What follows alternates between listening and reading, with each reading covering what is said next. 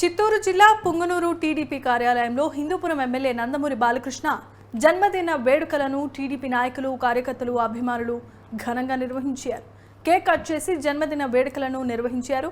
ఈ కార్యక్రమంలో తెలుగుదేశం, జనసేన, బీజేపీ పార్టీల నాయకులు, కార్యకర్తలు, నందమూరి అభిమానులు అధిక సంఖ్యలో పాల్గొన్నారు.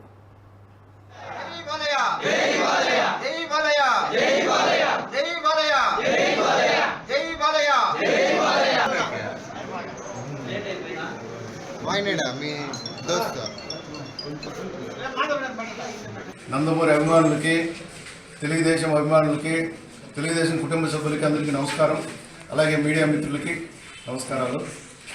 64వ సంవత్సర శుభాకాంక్షలు నందమూరి బాలకృష్ణ గారికి.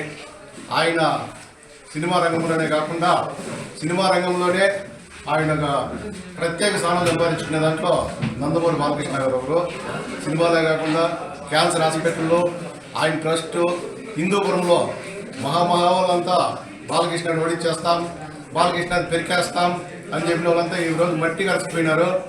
బాలకృష్ణ గారు 3వసారి కూడా అత్యధిక మెజార్టీతో హిందూపురంలో ఎమ్మెల్యేగా గెలవడం తెలుగుదేశం కుటుంబ సభ్యులకే కాకుండా ఆంధ్ర రాష్ట్ర ప్రజలకు కూడా ఎంతో ఆనందంగా ఉంది. ఇది తెలియని కొంతమంది అమాయకులు బాలకృష్ణ చేత పెరికేస్తాము, చించేస్తాము అని చెప్పి వాళ్ళే చినిగిపోయి ఊడ్చుకొని వెళ్ళిపోయి.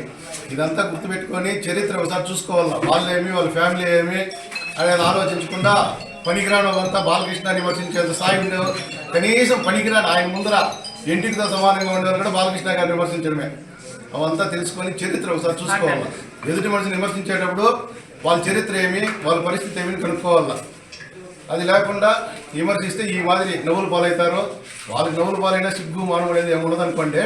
కాకపోతే ఇది ఉదాహరణ అని తెలియజేసుకుంటూ ఈ ప్రోగ్రామ్ని మోహన్ రెడ్డి అరేంజ్ చేసినట్టు మోహన్ రెడ్డి కూడా ప్రత్యేక ధన్యవాదాలు, నమస్కారాలు తెలియజేసుకుంటూ